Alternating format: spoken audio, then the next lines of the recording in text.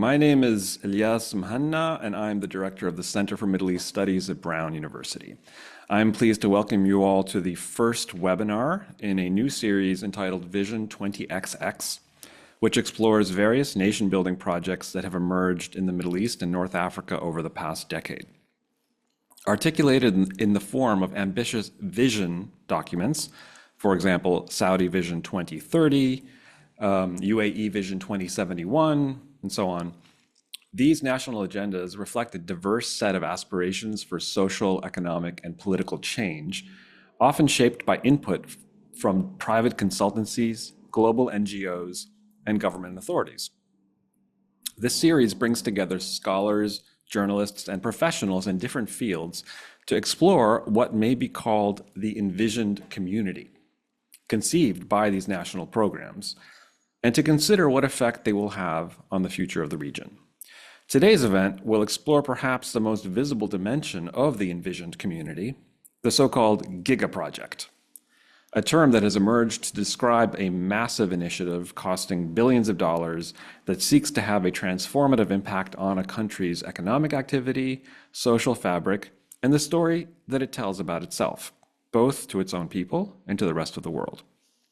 Whether we are speaking of Saudi Arabia's NEOM development, the Red Sea Project, Cairo's new administrative capital, or many of their predecessors in places like Dubai and Qatar, the Giga-Project represents the top-down maximalist logic of vision thinking in its most striking form.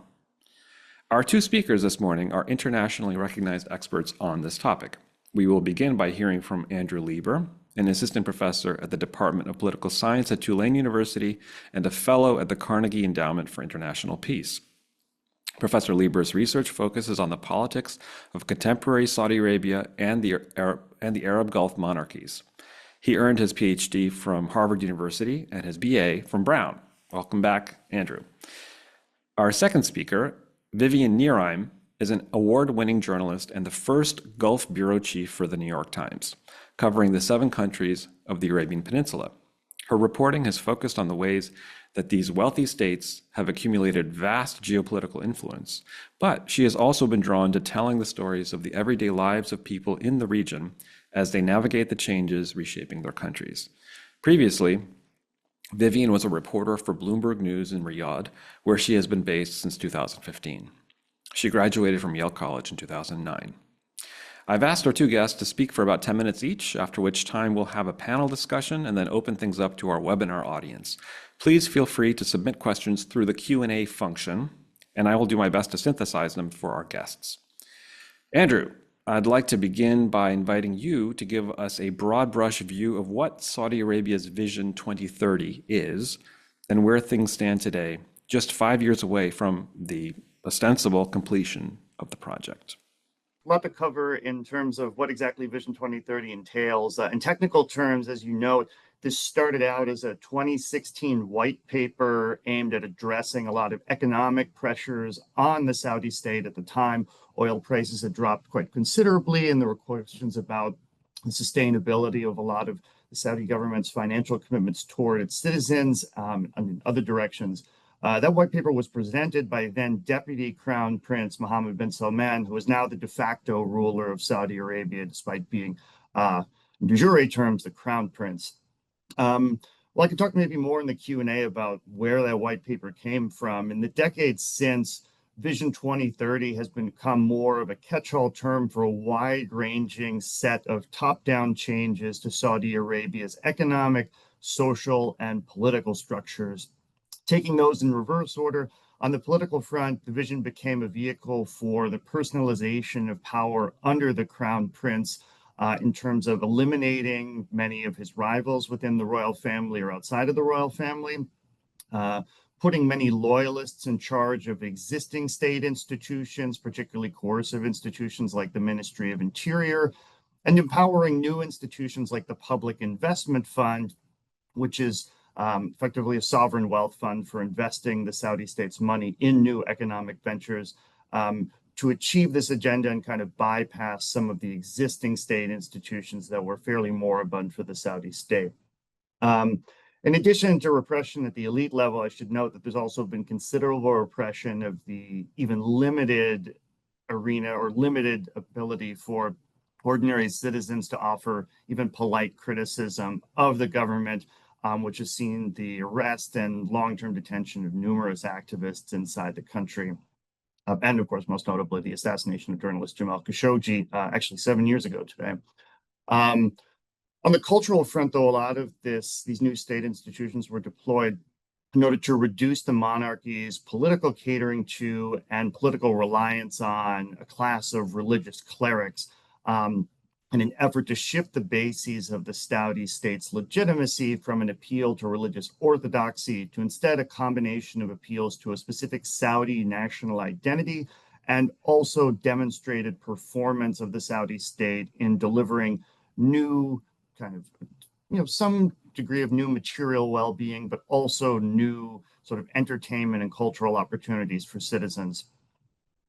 Downstream of trying to reduce this reliance on religious clerics has meant that there's been a top-down unwinding of a lot of long-standing conservative social restrictions that the kingdom was known for a decade ago and still to some extent today, like gender segregation in many public spaces, a long-standing ban on public cinemas and most forms of public entertainment, and most notably for Western audiences, canceling a long-standing ban on women driving inside the kingdom.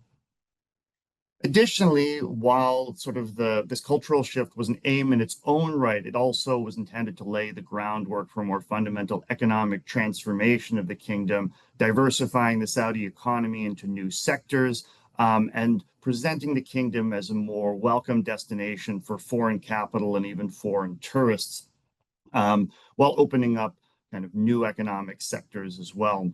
So we can think of kind of a phase one of this effort running until maybe the COVID-19 pandemic, where a lot of the rapid gains that the sort of vision made in terms of the economy were for releasing pent-up demand in specific sectors. So an obvious example would be kind of the food and beverage industry, which really took off in terms of both employing Saudi citizens and in kind of generating returns for the Saudi state, given that a lot of restrictions on gender mixing in public were lifted, just generally has made the public sphere in Saudi Arabia a much more welcoming place, at least for consumer activities. That phase eased some of the financial pressures on the state, both by generating new sources of government revenue through taxes, and also by gradually winding down some of the state's considerable economic commitments to its own citizens. So reducing heavy subsidies in areas such as kind of public utilities, but also reducing access to generous public employment opportunities in the state bureaucracy and instead trying to channel more citizens into the private sector. Now we're in what Saudi policymakers refer to more as the execution and implementation phase of vision, when a lot of the kind of big bets of the vision, including the Giga-Projects we're going to talk about today, are supposed to at least start paying off with, as you note, only about 5 years left. This is really a phase of achieving broader ambitions for Saudi Arabia's economic goals, trying to build the kingdom into strategic logistical supply chains across the world, generating significant new jobs, especially for Saudi citizens at home, and as noted, seeing whether many of these giga-projects, such as NEOM, will pay off. And we're going to talk about several of these giga-projects today, but they really become kind of, in turn, a shorthand for Vision 2030 as an encapsulation of some of the grand ambitions of Vision 2030 and the uncertainties over whether it will pay off in the end. That was masterfully done. Very nice overview of a very complex topic. I guess, before we go to Vivian, I think we have a few minutes. I was wondering if you could just kind of put this in context. The concept of the Giga project, it's not something that is new, right? It's certainly not something that is, it's not new to Saudi Arabia. It's not new to national imaginaries and various nation building projects through the 20th century. And I wonder if you could just kind of broaden the aperture a little bit to give us a sense of how this version of large scale infrastructural economic projects fit into the history of Saudi Arabia. How do you see that? I don't know the precise etymology of the term Giga project, but In part, I think the usage of the term giga-projects this time around is to distinguish them from the phrase mega-projects, which is what these massive infrastructural projects have been called in the past. And each phase of economic development in Saudi Arabia has had its own set of massive infrastructural projects that more or less reflected the developmental priorities of the time. In the 1970s, these were industrial cities in Jubail and Yanbu, which were on the I always get this wrong, but on the, I think on the Persian Gulf and the Red Sea, respectively. But these were aimed at fitting into efforts to expand national GDP and capture some of the value chain of being a petroleum exporting country by refining oil and diverting some of that oil into higher value petrochemicals. And they're broadly considered to be quite successful in boosting Saudi Arabia's GDP and being important centers for the production of these goods. That was during the first oil boom of the 1970s, and the second oil boom of the early 2000s. Then King Abdullah invested in a number of massive infrastructural projects that were designed to, or at least intended to, do some of the things that the Vision 2030's giga-projects are aimed at doing now, sort of on the economic front, generating new sources of economic opportunity, whether that's in new economic sectors by inviting in foreign investment for, say, manufacturing, or in diversifying kind of where jobs are in the kingdom, most notably reflected in a bunch of mega projects known as the economic cities, which were intended to be these sort of large industrial zones spread out across different corners of the country. There was also a subtle hint at cultural change in that some of these projects were presented, especially to Western audiences, as being isolated enclaves where some of Saudi Arabia's sort of conservative social restrictions would be relaxed.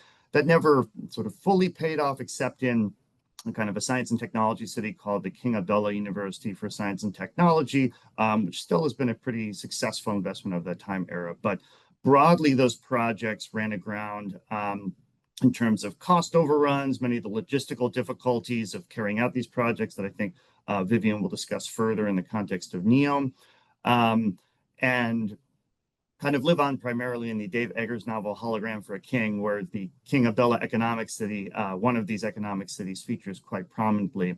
But sort of as a result, going into the latest phase of giga-projects is kind of an open question of which of these phases they will more resemble. Sort of, will they resemble more the successful efforts of Jubail and Yanbu to capture greater value and generate new economic returns for Saudi Arabia, albeit on a much grander scale? Or are they going to be a colossal investment of time and resources that kind of gets brushed under the carpet and officially forgotten about, as happened to the economic cities? Vivian, let me ask you, so you've written about various giga projects over the past several years, and I'm thinking in particular about a wonderful piece about NEOM that you wrote for Bloomberg Business Week in the summer of 2022.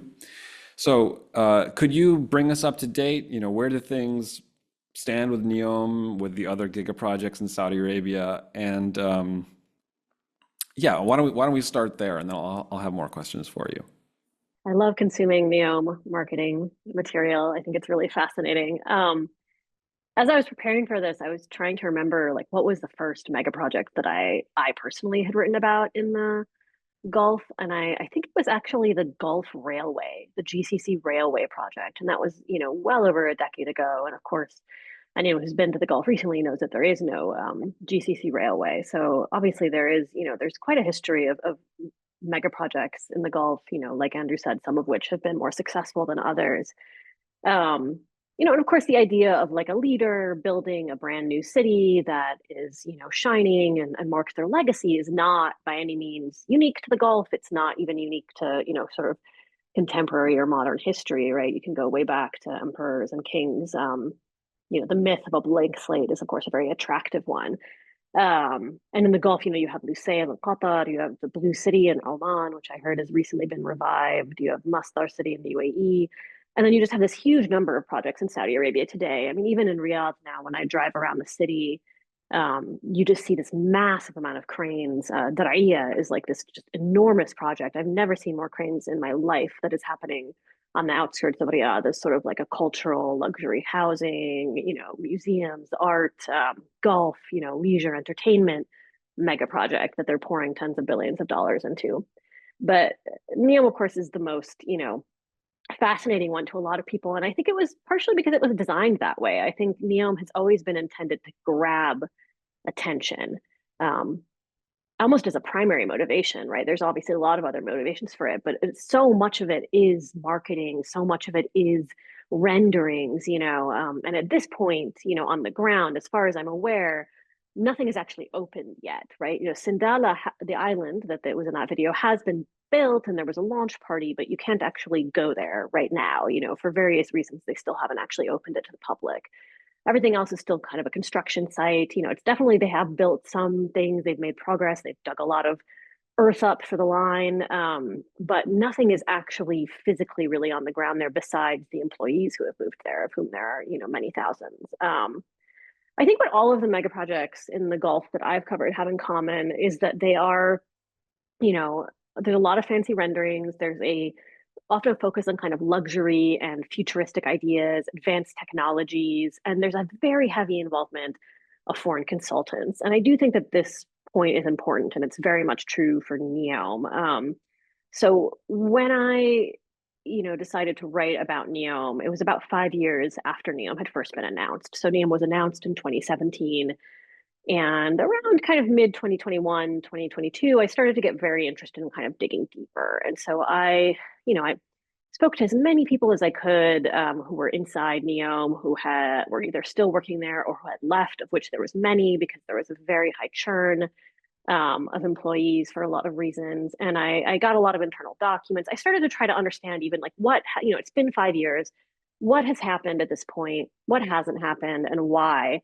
And I think one of the things that really stuck out to me from that investigation was what a central role that international capital plays in these kinds of mega projects and in shaping what they become. So that's, foreign business executives, various foreign billionaires, people like Ray Dalio, Stephen Schwartzman, and then of course, the international consultants, McKinsey, BCG, there's just so many people from all over the world involved in a project like NEOM who have varying motivations for doing so, but a lot of them really just see it as an opportunity to make money, right? For themselves. And there's not a whole lot of kind of involvement in what the outcome of that money making is for these people, right? And so you had all these foreign executives coming in, taking huge packages to work for NEOM. You had all these consultants, making tens of millions of dollars working for NEOM.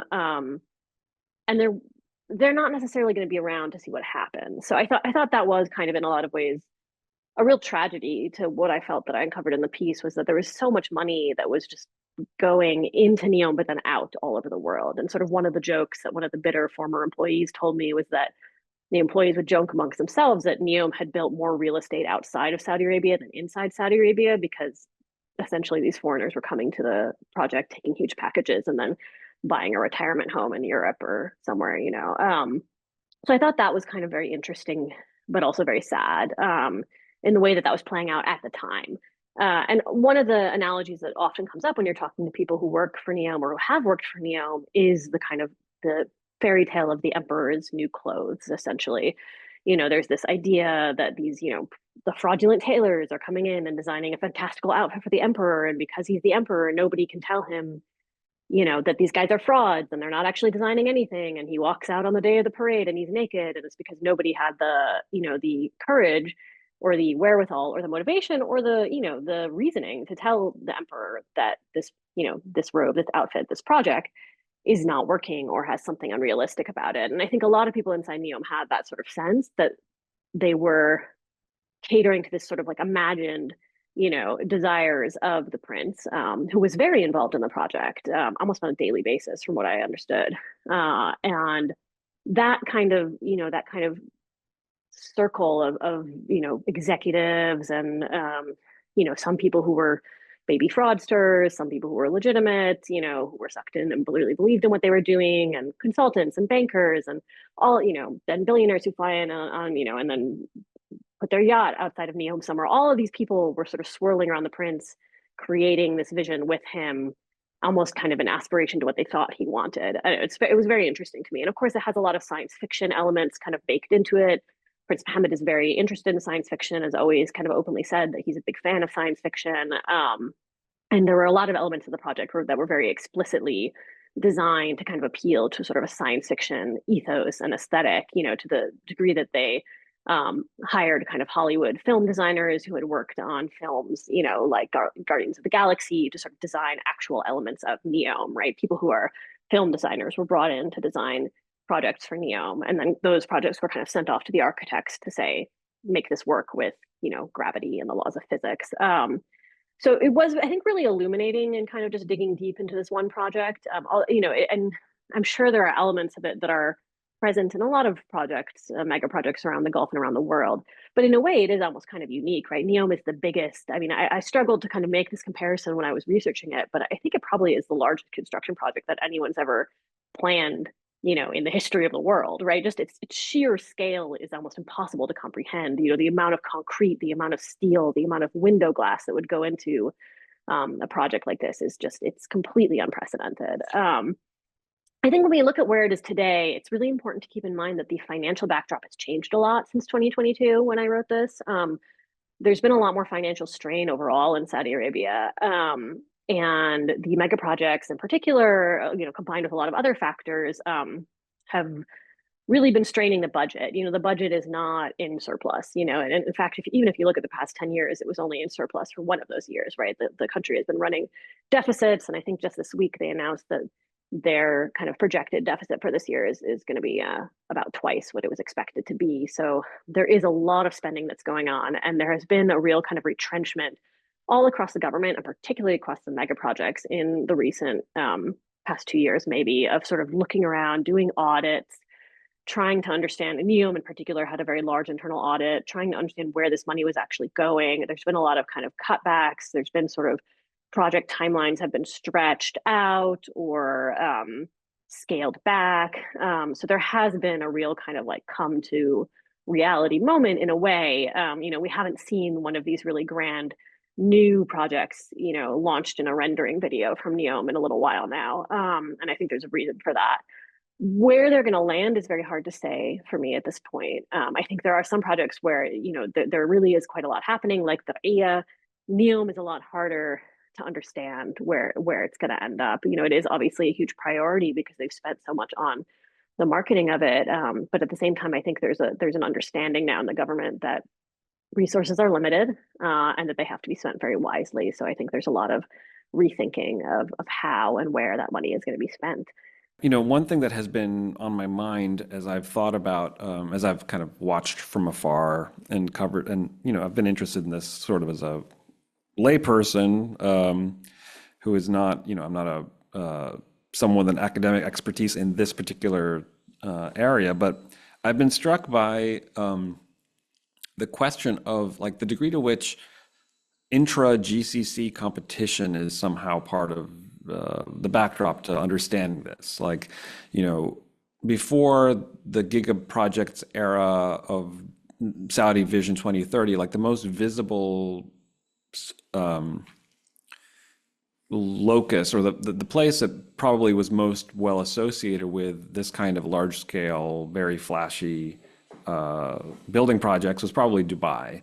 And bids to have the largest skyscraper, and then like indoor ski resorts, and huge terraforming projects of like land reclamation in the sea in the shape of different things, and I wonder like how this now it's one thing to do it in a place like Dubai, right? That has a very different first of all, it's a totally different scale than Saudi, and it's a different demographic makeup, right? In terms of like the population size, and so Dubai can kind of make a bid to be a kind of like Arabian Singapore, or a Hong Kong kind of like it can sort of reach for that kind of comparison or style itself in that way. But when we think about what is happening in Saudi Arabia, like what is the parallel in the world? Like what are they trying to do? What are they imagining themselves being comparable to? I think if you were to ask a Saudi official that today, they would very much say, we're not trying to emulate Dubai. They almost bristle at a comparison to Dubai because they just are so much bigger, right? Like, how can you compare us to this tiny little, city-states, and we have, you know, the biggest economy in the Arab world. We have, you know, we're the largest oil exporter in the world. We have the, you know, two holiest sites in Islam. We have this, they see themselves as having this kind of like weight that Dubai doesn't. But there is at the same time, and I've heard it come up in a lot of conversations with Saudi officials over the years, particularly in the early years of the vision, there is definitely a sort of envy of Dubai and a desire to kind of put Dubai in its place a little bit, while also using its playbook, right? I think, you know, NEOM was something that MBS started thinking about almost as soon as he came to power. He wanted to create some sort of major, you know, capital, a new capital that he wanted to build for the kingdom. And I think at that time, he also was very, he had this view of Dubai, that Dubai had sort of been created on the back of Saudi Arabia's failings, right? That like because we were such a hard place to do business, because we were such you know, difficult place for people to live, you know, because we had all these restrictions, because we were inefficient, Dubai, you know, sort of swooped in and they stole our best minds. They stole, you know, Dubai is the gateway for people to do business with Saudi Arabia. And, you know, basically, thanks for holding my beer, Dubai. Now we're back, right? Saudi Arabia is waking up and, you know, and we're going to take our rightful place in the world. So I think there is that element for sure, but at the same time, you know, as they've matured a bit, as there's been kind of different thinking about it, they don't want to be Dubai. They want to be something different. I think it's also important to keep in mind when you think about Dubai is that a lot of the Dubai mega projects failed, right? And we just don't remember a lot of them. Like you'd almost someone should make a coffee table book of like what were all the Dubai mega projects that, you know, were announced at various times or another. There's like Falcon City of Wonders and like all of these things that just didn't necessarily come to fruition and almost like weren't the point, right? Like the point was that enough of them succeeded that the Palm is this incredibly, you know, popular and vibrant place for people to live in Dubai now. Every apartment is full. There's, you know, businesses, there's restaurants, there's luxury hotels, and they're full, right? Like in a way, Dubai had a lot of detractors over the past 10 years, but it's riding quite a high moment over the past few years where, you know, its model has almost been proven, right? If you throw a bunch of things at a wall and five of them are spectacular and stick, you know, nobody's going to remember all the other things that fell down. And I think that is to some extent what MBS is going for as well. I think there's a lot of mega projects that have been announced that are not necessarily going to stick around, but if a few of them succeed, even to some extent of what he's hoping they will, he might as well say that he's succeeded, you know, what he was aiming for. I think one other aim is sort of less about what they want to look like and what they want the effect of a lot of these investments to be. And I think we see this reflected not just in the mega projects, but some other economic deals lately, like the deals with all sort of the Silicon Valley leaders who accompanied President Trump in May, is that they would really love for Saudi Arabia to be as indispensable to other economic flows in the world as they are for sort of oil. Like they want to be as strategically valuable to, say, the United States as Taiwan and its production of parts of sort of highly specific microchip components. And sort of to Vivian's point about not wanting to necessarily be Dubai, I think there's also a recognition on some level that like the makeup of what can make money for Saudi Arabia and what they need to make money is very different than a place like the UAE. So on the one hand, sort of one thing I looked into in sort of a report I did on Vision 2030 earlier this year was looking at tourism flows, for example. Tourism is way up in Saudi Arabia over sort of 10 years ago. But if we're talking about outside visitors coming to the United States, the overwhelming majority of that is people taking advantage of new tourism visas and better infrastructure to visit Mecca and to a lesser extent Medina. And I think, you know, kind of as Saudi officials think about like, well, what will actually make us money as that becomes a higher priority, I think there's going to be an effort to lean into that a bit more. And the other challenge versus a place like Dubai, you talk about sort of the demographic makeup, is that Saudi Arabia has to find jobs for its citizens in a way that kind of Emirati rulers don't need to think about. Sort of they can, the UAE in general can kind of bring in expats, let them go, kind of can always generate enough jobs for its citizens in the public sector and sort of a handful of management positions. But Saudi Arabia needs to find mass employment for its citizens. We've seen that reflected in terms of where the public investment fund has put its money in recent years, taking it back or at least not expanding a lot of higher profile investments abroad and instead investing in a lot of ventures at home in order to accomplish sort of what Vivian was talking about, hoping that if the public investment fund backs 100 different ventures, that one of them will turn into this sort of profitable mass employment behemoth. that will kind of solve a lot of these challenges moving forward. I'm curious about the sort of the affective effect, like so the emotional effect or the nation building effect of these projects, especially in Saudi Arabia. You've both written about how MBS, how he's talked, how he's his rhetoric around the changes that have happened in Saudi Arabia over the past, let's say, 10 years or so, and talking about how like his rule or his vision represents a kind of return to a sort of I wouldn't say like it's not a new normal, it's like an old normal, like a return to a moment in Saudi Arabia's history, its culture of a kind of balanced, moderate Islam, really styling the kind of the past several decades as an aberration within the country's history. And I'm very interested in that. I've spoken to many Saudis over the past couple of years for a book project that I'm working on where the kind of developments in the Gulf over the past 10 or 20 years features towards the end. And one of the things that I've been struck by is really the way that younger Saudis, especially 20s and 30s, the way they talk about MBS. And or the way they talk about this change that has happened in the past 10 years and how there's this feeling of optimism, there's a feeling of possibility. I wonder how Vivian, as someone who's living in Riyadh, who's covering everyday lives and who's talking to people, like I wonder how you judge that, for lack of a better term, like the vibe around these sorts of things. Yeah, I mean, I get that question a lot, and it's always almost impossible for me to answer because I can give some anecdotal kind of perceptions, but of course, we all know that because this is such an authoritarian country, getting actual data or getting an actual understanding of what the majority of people really believe in their heart of hearts is effectively, improbable. Um, and I found over the years that, I will hear different takes from the same people as they get to know me better and as time passes. When they first meet me, they don't necessarily know if I'm trustworthy.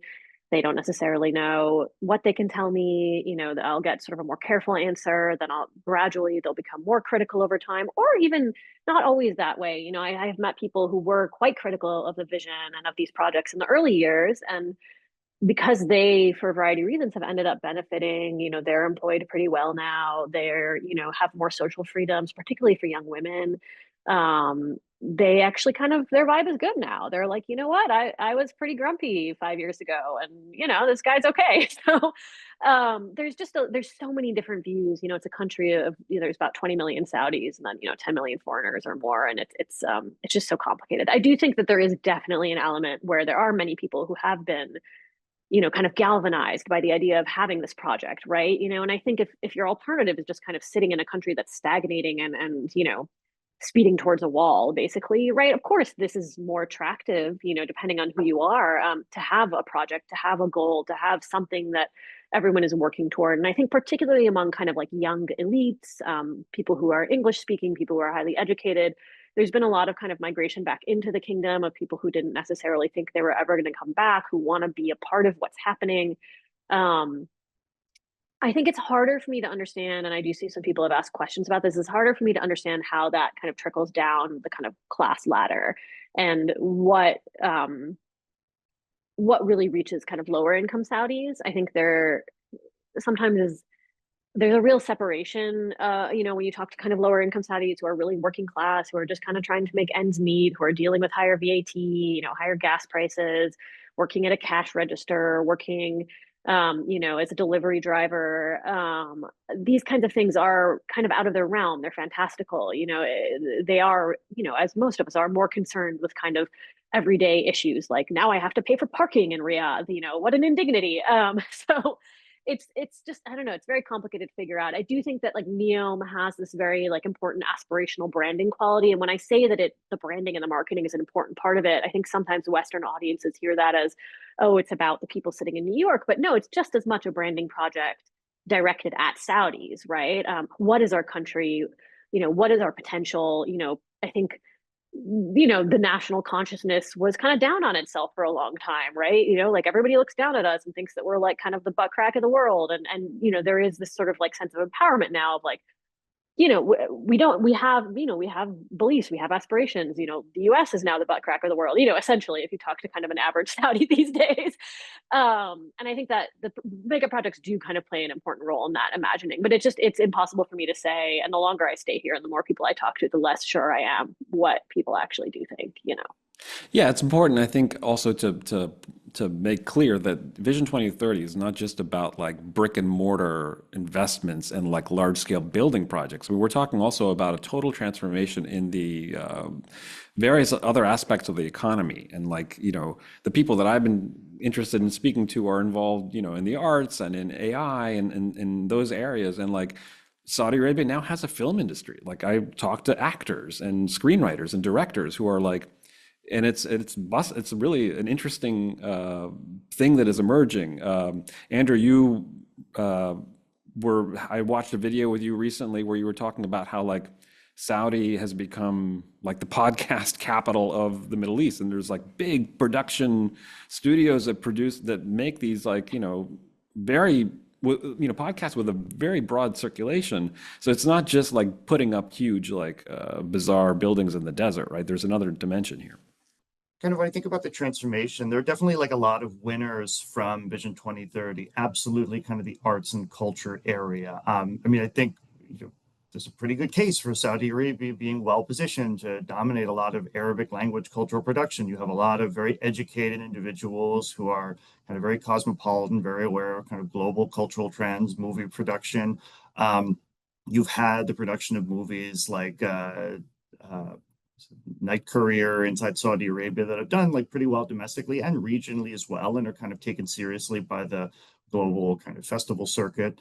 And I think this feeds into the broader question of kind of how do people feel, and to Vivian's point, that there are definitely people who benefit from this quite a bit. If you are someone who has a lot of education, you can still get jobs that are technically government jobs. They're not quite as guaranteed, but they pay really well. Sort of a lot of new state entities that have cropped up, that many of which are associated with these mega projects. If you can get a job there, you can do sort of very well for yourself. But kind of just as the Giga-Projects might have been very effective at selling the dream of what Saudi Arabia could become, and now there are questions about, okay, well, what's actually going to show up? I think there's a broader question of like, okay, there are a lot of people who in the past 10 years have thought, great, now I'm going to get to have like this pretty good private sector job. And if the reality is like you can get a job, but it's kind of working in a coffee shop forever, that sort of may not ring as successful to some people.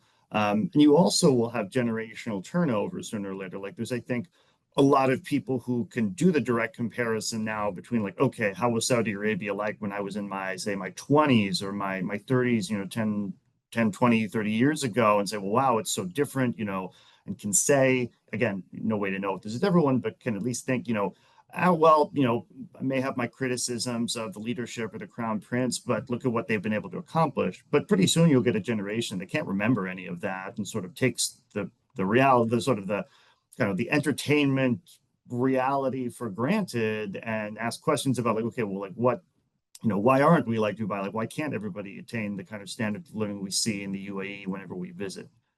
There's the jadedness factor that is going to set in at some point where people just begin to take certain things for granted and can't remember the times before this was such a huge innovative thing to be able to go to the movies or to be able to drive or to be able to whatever it might be. Looks like we have a bunch of questions in the Q&A, so why don't we turn now to that. Please feel free, if you have any questions, to drop them in that Q&A button. Let's see. Okay, so our first question, can we discuss the sustainability claims more regarding NEOM? Apart from the futurism, this seems quite a dystopian example of the Anthropocene. Big consulting firms hire people from across the world, as Vivian already mentioned, who often have no idea of the local climate, the flora and the fauna, the culture, etc. I also wonder what this project means in terms of Saudi Arabia's relationships with its neighbors in the region, Jordan, Palestine, Egypt, also Israel. Yeah. I mean, this is one of the this was an issue really also, throughout Dubai's building spree, the question of environmental degradation, and then questions about labor and human rights abuses, and Saudi Arabia has still not shed that its association with human rights abuses. I mean, you're probably following over the past week. There's a Saudi comedy festival, and there's like a bunch of high-profile American comics who've gone, like Bill Burr and I think Dave Chappelle and stuff, and people are, calling them out as being like, how could you dare? How could you go to a place like Saudi Arabia? And so, yeah, I mean, anybody have any thoughts about either the environmental dimension or the labor?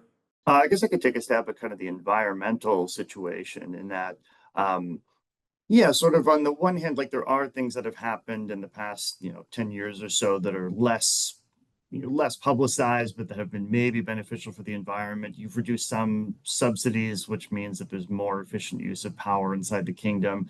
There is a lot of usage of solar power, in part by individuals who want to use that as an alternative to higher electricity prices. But absolutely, you have in a lot of these areas with delicate ecosystems, you have these massive infrastructural projects. It's not really clear that they're going to pay off. And sort of at the same time, even as there are efforts to diversify Saudi Arabia's sources of income, it's still very clear that selling oil and its byproducts and natural gas is the mainstay of the Saudi economy. And we see a lot of efforts at the international level to try to ensure that that remains the case. Sort of it's got kind of years now, Saudi officials affiliated with the Ministry of Energy have been pushing the concept of the circular carbon economy, the idea that, well, we should really be focusing much more on carbon capture than reducing emissions or fossil fuel usage to begin with. Sort of positioning Saudi Arabia, and then other Gulf countries have done this as well, as kind of defending the interests of poorer nations for whom access to cheap energy is seen as an kind of integral part of economic development. And it's sort of certainly on the kind of labor rights situation as well, or human rights more generally, these kinds of projects do tend to shine a spotlight on human rights practices inside Saudi Arabia and inside other Gulf countries. This was the case in the United Arab Emirates, particularly when it's sort of ventures that have a clear connection to Western countries. So when the United Arab Emirates was investing in New York University, Abu Dhabi, that attracted a lot of attention, when the sort of decade-long process of Qatar hosting the World Cup attracted no end of news stories about labor rights situation inside the country throughout that. And NEOM, but also these high-profile cultural events also tend to attract the same kind of negative attention. So it's a bit of a double-edged sword in terms of Saudi Arabia trying to use these events to rebrand, and that on the one hand, they may shape the perception of Saudi Arabia in a positive way in some areas, but they also draw attention to things that people are, I think, rightly critical of in other areas. Yeah, I remember talking to a bunch of people after the World Cup, living in not just in Qatar, but like throughout the Gulf, who felt like the criticism was just who were offended by it. And I wasn't talking about like Qataris, like just people who lived, even the diaspora Arabs and Europeans living there, working there, just were offended on Qatar's behalf about this about the like, because it's sort of like it emerged as it reached its peak during the games. Like the coverage was particularly bad in the middle of the games, and it was like, the take on the street was kind of like there was like an organized campaign from the Times to the Guardian to everybody was just doing everything they could do to trash Qatar. I don't know if you wrote any of those pieces, Vivian, but I actually ended up having to write a piece that was like examining this issue, that was like, is the like criticism of Qatar like hypocritical? So I don't know. Yeah, essentially it was a fun one to write. do you have any so that piece that you wrote about NEOM in 2022 was very interesting because I mean, one of the things that was interesting about it is that you talked about the experience of people working at NEOM, and there were some people who loved it, including this woman who was like, oh, I want my child to swim to school. There's going to be this like swim lane that you get to And some other people were like, yeah, it's actually horrible to work here. Yeah, I think it was also important to me not only to look at the experience of and this sort of speaks to the dystopian question, not just even the people who are working there, but also the experience of the people who lived there before the project was there, right? Because of course it wasn't a blank slate, even though it was often presented as such in marketing videos and by officials talking about it. It's this massive region of Saudi Arabia, and there's quite a lot of people who have been displaced by the project or who will be displaced by the project, and they had very complicated feelings about it, and there was quite an intense crackdown at one point on a lot of them. So it was very hard. Even people were quite afraid to speak and had very mixed feelings about it. But I think kind of one of the most interesting kind of things about that piece to me was examining this murky line between a utopian vision and a dystopia, right? And where one becomes the other. And I mean, when you talk about sort of the environmental impact, just kind of that sheer image of the line kind of cutting across, 170 kilometers of Saudi Arabia, this massive wall of glass. And of course, immediately everyone says, what about the migratory birds, who are just going to smash into the glass? And Yeah, it, it Trump isn't talking about the birds and and the line the way he is talking about them yes, with the windmills for some reason. yes. But it was a talking point at one point, and it is. I mean, I think what was really interesting to me is that there did seem to have been.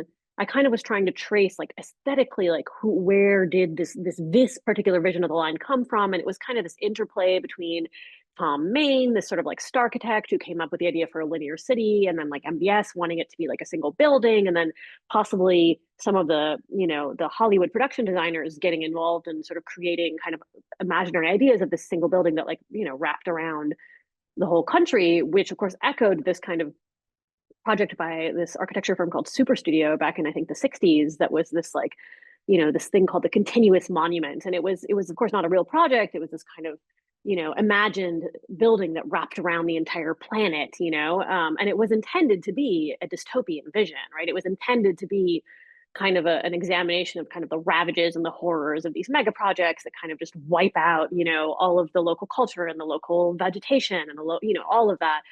Um, and then it kind of seems like Neom just took that, the variety of architects working on Neom almost just took that vision and kind of unironically created a real building out of it, which I thought was really fascinating, without grasping necessarily how ironic that was. And I think I even attended at the same time that this was all happening. There was like an art exhibition in Riyadh that had like a retrospective on the continuous monument that talked about how dystopian it was. And I was like, I don't think these people are talking to each other. It was very interesting to me. So I think, the person who asked about that, there is of course a huge element to this, right? And I think Neo, when you think about the time scale of a project like this, right, this is something that's not going to be meant to be done, if it will ever be done, until the 2050, 2060.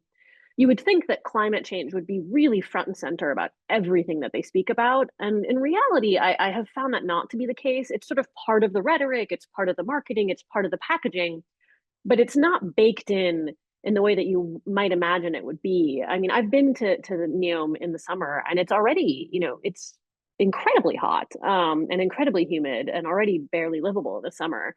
So you can imagine, what that's going to be like, 30, 40 years from now. And that's not something that they have really grappled with, as far as I know, at least not publicly. And I think it's definitely a really interesting question to examine.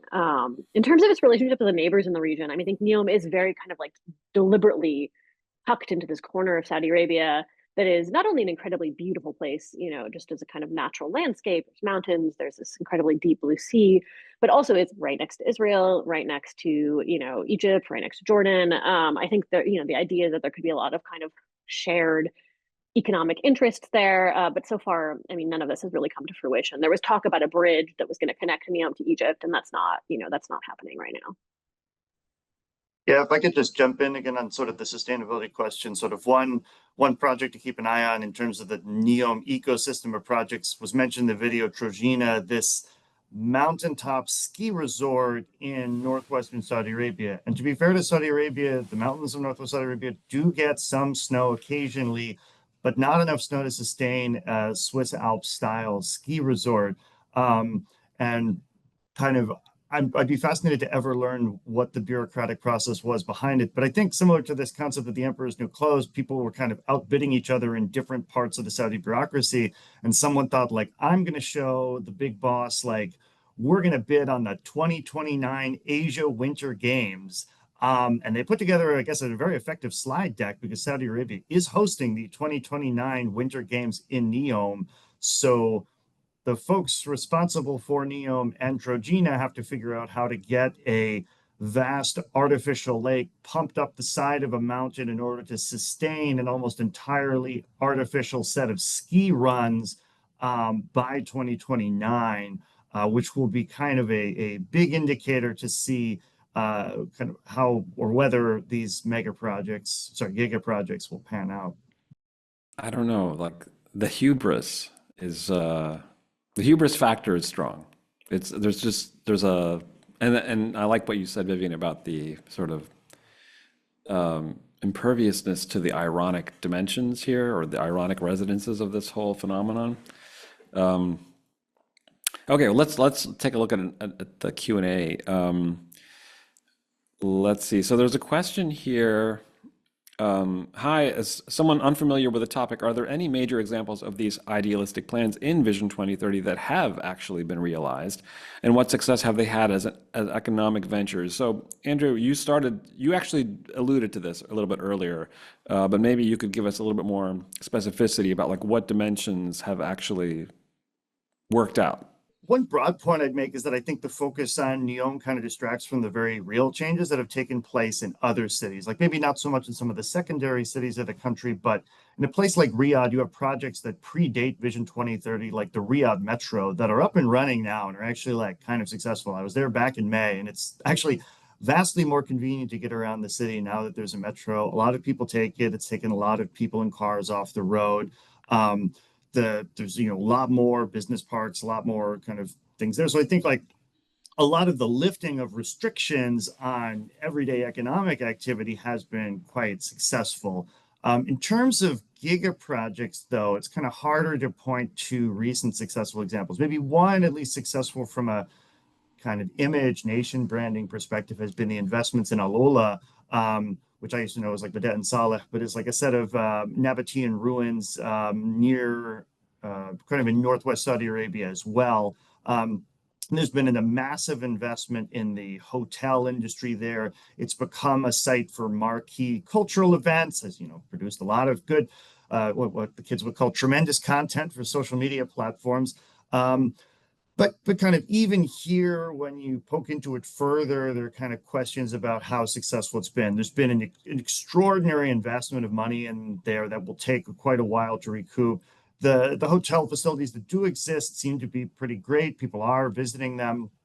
But there's been kind of trade-offs in terms of the local population. On the one hand, there have been very clear scholarships for some people to benefit with new training and maybe get jobs in hotels. On the other hand, a lot of the people who are working in these hotels are coming in from other regions, especially for more seasonal ventures.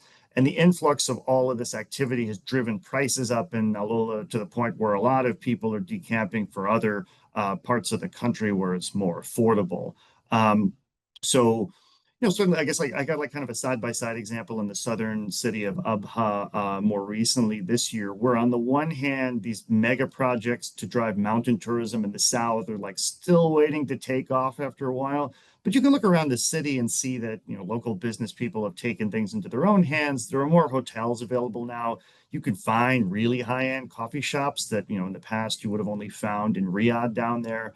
So yeah, I think there is a bit of a duality going on in terms of things that are now possible versus the challenges of pulling off these like big top-down transformation efforts. The coffee shop sector is definitely a success. I would say. Yeah, no, it's major. Yeah. And I mean, like Andrew says, in terms of the things that are not the flashy mega projects, I think women's employment has been the main kind of marquee success so far for Vision 2030. It's kind of the one area where they've already outperformed their target, is women's participation in the labor force, and it has had a real economic effect and a real social effect. We have a question. So there's a question that someone said they felt was answered about, and that was so that was a question about the presence of foreign consultants and how Saudis feel about that, given rising unemployment. But there's another question on a similar topic here. So from the vantage point of lower income Saudis outside major cities facing degraded infrastructure or limited welfare provision, we could be talking about the United States too here, right? And largely absent from NEOM's promotional imagery, how do giga-projects generate distributive regret over how oil rents are allocated? Anybody have any thoughts about that? This, I guess, gets back to the point we've made a couple of times now about the challenges of actually accessing public opinion. I'll fully admit that like the kind of social circle of people I tend to talk to in Saudi Arabia, especially in recent years, is like generally the people who've benefited from Vision 2030. It's the kind of people who are well educated, who talk to foreign researchers, who've kind of taken these jobs. But certainly you hear rumors about or hear talk about kind of different areas of the kingdom wondering kind of when, is this going to pay out for me, in particular, hearing kind of like private conversation circles, raising questions about whether this pays off. Kind of an obvious example is that there's no clear mega project for the eastern province of the country, which is where most of the oil wealth is generated. This got raised in one of the podcasts we talked about earlier. There's this podcast called Socrates, where a guy, Omar Al-Geraisi, interviews a bunch of government officials, but it also becomes a way to kind of politely raise, some concerns that people have out there. And I think that was one of the questions, like, why hasn't there been a marquee mega project for the eastern province? Kind of 5 years ago, when I was doing research in Saudi Arabia, it was the question of like, this was when they were debuting these big tourism festivals, Riyadh season, which is what that comedy festival is part of. And initially it was for Riyadh, but then there were kind of questions from other regions, like when are we going to get our local festival? So then the efforts to like kind of put a festival in Hyle, this region to the north, and make there be like different seasons for different parts of the country. But whether that'll happen for some of these larger mega projects is less clear. I also think it's important to remember when we talk about Saudi Arabia that, while there are large numbers of people that live outside the major cities, it's not quite like the US in the sense that there's a huge number of people in rural and smaller town type areas. The vast majority of the population does live in, one of the three big cities, or four big cities if you count Mecca.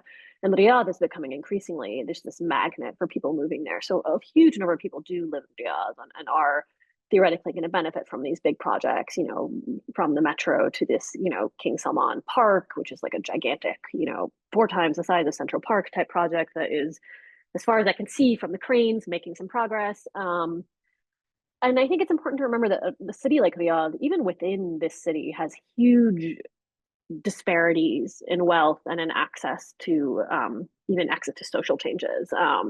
You don't have to actually go that far out of the city, right? You can just go to certain neighborhoods in southern or eastern Riyadh that are like a completely different universe, from the wealthier areas of the capital. And I think, it's hard to know what people really think there on a broader scale, but it is, I think, important and interesting to kind of visit those places and to note how different it still is in many ways, from these parts of the city that are, really receiving a lot of the changes, which are more kind of in the wealthier northern and western kind of areas of the city. I just went somewhere into a neighborhood called Manfuha in the south. I've been doing a lot of reporting there recently, and my car window got smashed in, which is like not something that ever happens in Saudi Arabia. So it's just there's a lot of variation even within these big cities in places like Mecca and Jeddah and Riyadh. So I see a question or a comment from a friend of mine, actually, Ghassan. Hi, Ghassan. Aren't these fanciful, impractical projects presented by dictators doomed from the start?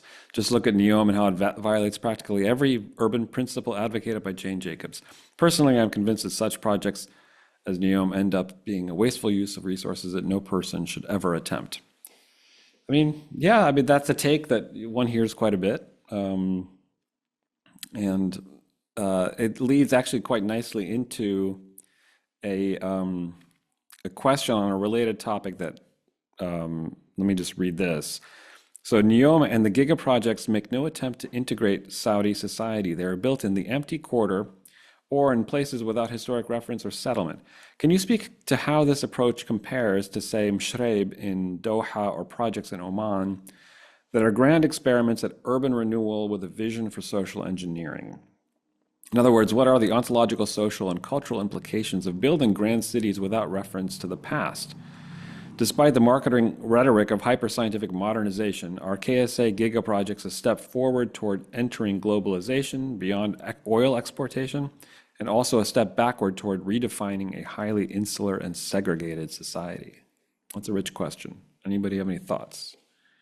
I mean, I do think that it's important to remember that NEOM is not all of the Giga projects, right? I mean, Diriyah, which is the kind of Riyadh project that is built around the sort of ancestral home of the Saud family and this kind of historical suburb of Riyadh, is kind of more, analogous to Musharrab or some of the projects in Oman, right? It is sort of intended to be a project that riffs on local history, local culture, local context, and also is built in a place that was a highly popular public space for Saudis prior to, the Vision, where a place where local families would picnic in this wadi.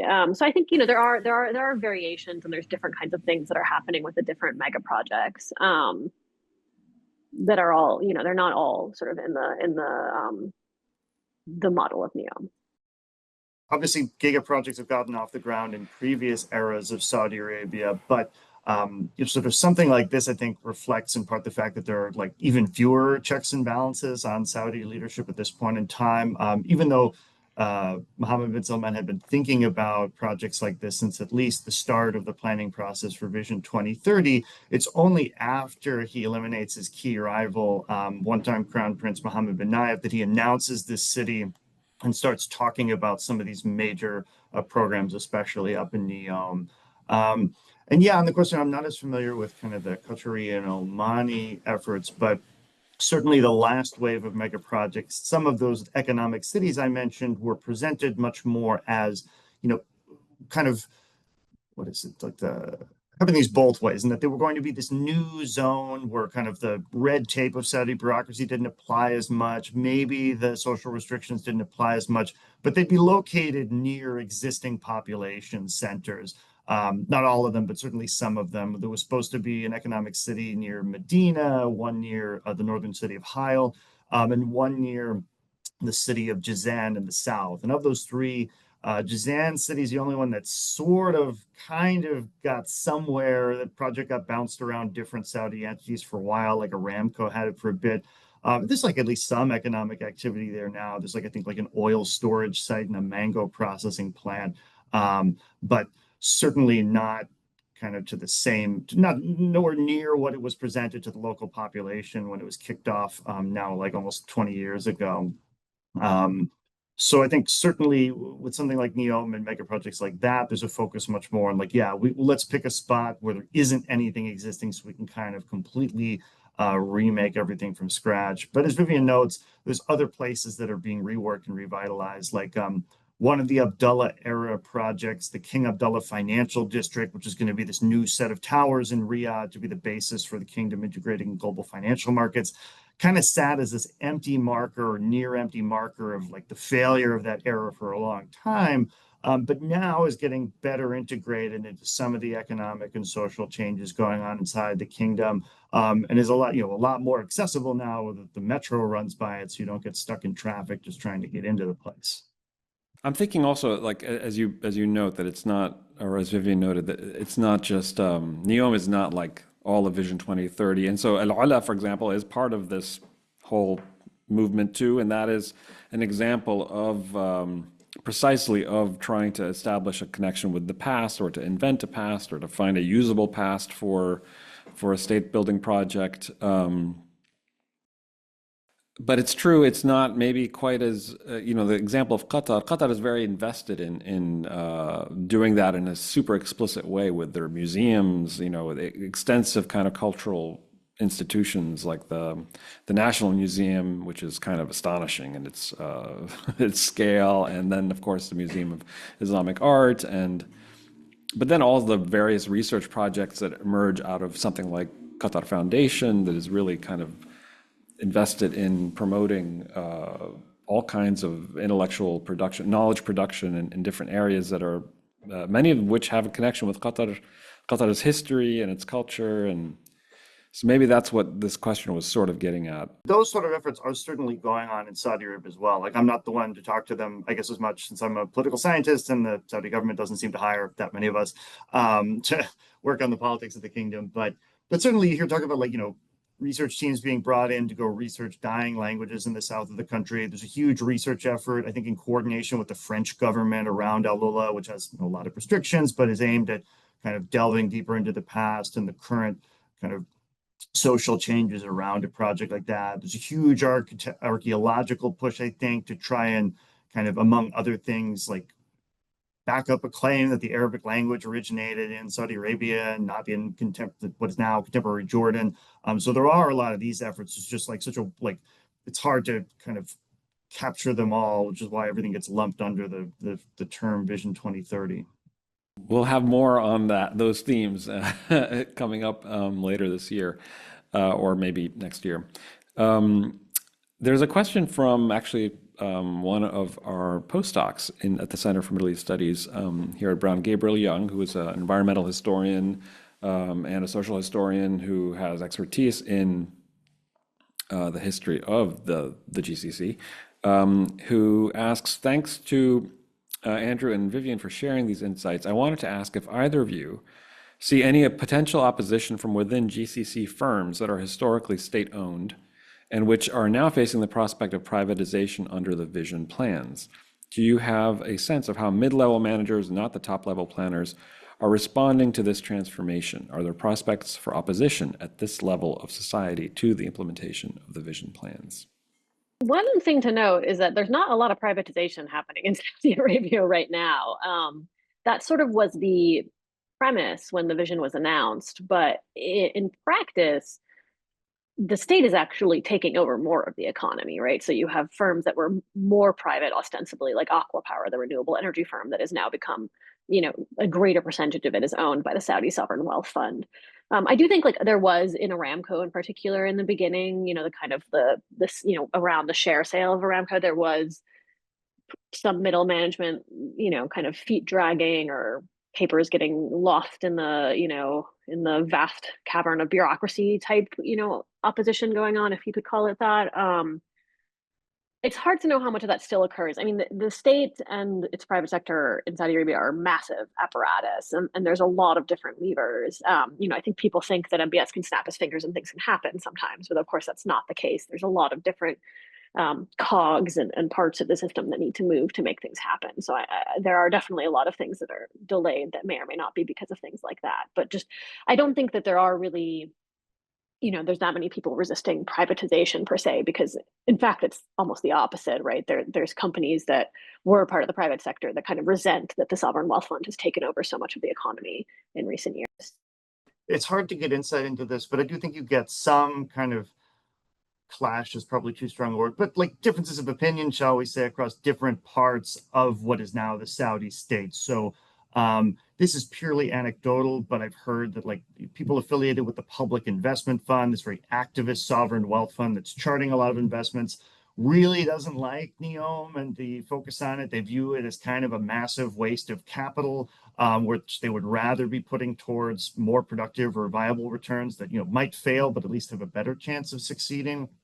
And you hear tell, like, at least different personalities can always lobby the crown prince. So, like, within his close personal circle, there's reports about Turki al-Sheikh, who's the head of the General Entertainment Authority, kind of clashing a bit with Yasser Rumayyan, who's the head of the PIF, in terms of saying exactly what or how the Saudi government should be deploying capital. I guess less maybe a form of opposition, though, but I do think it kind of, the vastness of this effort does create almost, what's the word I'm looking for? It does create spaces where individuals can kind of, as long as they don't annoy anyone, can kind of pursue their own agenda or carry out their own projects. Elias talked a bit about that in terms of the cultural space. That's very much in line with the vision, but has created a space for kind of ostensibly private sector podcasts to put themselves forward as, like, you may be useful for the government in some sense, but that they're going to, like, kind of run things on their own, making the case that, like, if the government took them over directly, they would kind of run the whole thing into the ground. So you can see sort of some spaces like that, but not really like organized pushback against these plans.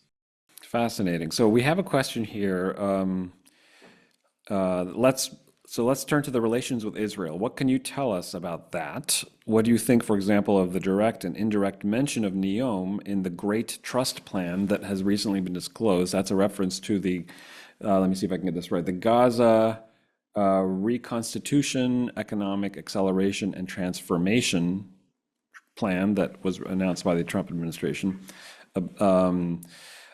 I admit that I did not notice NEOM's presence in that plan, but I wonder if either of you have any thoughts about that. I should also say that the next conversation in this series will be dealing with the geopolitics of the region, and we'll have, this is in November, we will have Greg Gause and Tariq Masoud, both political scientists, experts on GCC things and other things, talking about the larger geopolitical reverberations of what's happening in the Gulf, and I'm sure we'll be talking a lot about Israel and the relations between, the Abraham Accords and so on. But why don't you? Would anybody on this panel like to take a crack at that question?